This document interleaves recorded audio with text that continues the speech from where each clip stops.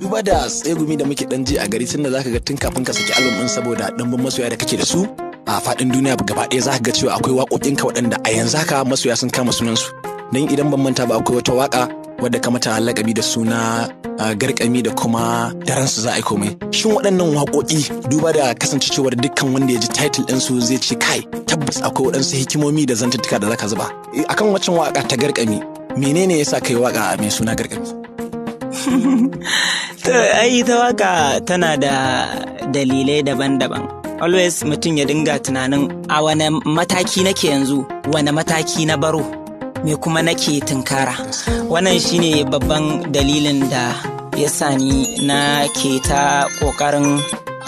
bambanta ko da sunayen waƙoƙin na za ka ga sai na kamo wani suna na daban wanda sai mutane su ya aka yi ma aka zo kan shi sai a ga to wannan kowace waka dai tana da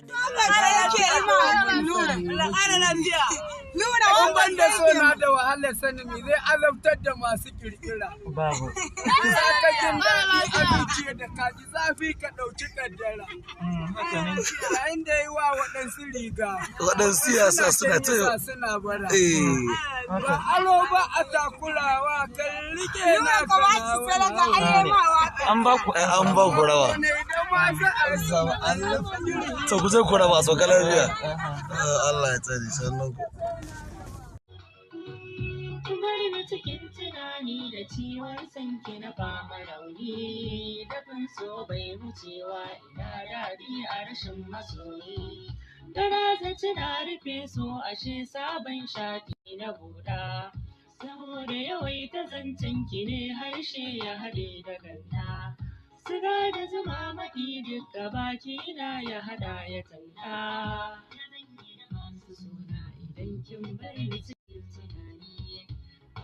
tana bugun zuciya sautin ta yana fitowa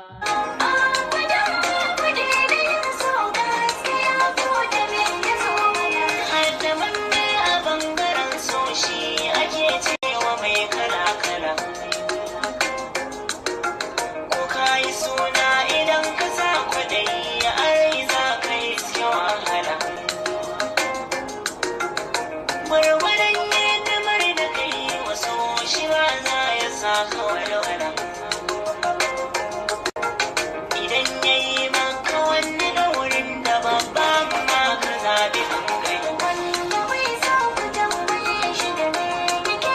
danna subscribing domin samun ingantattun shirye-shiryenmu a kodayaushe tare da alamar kararrawa.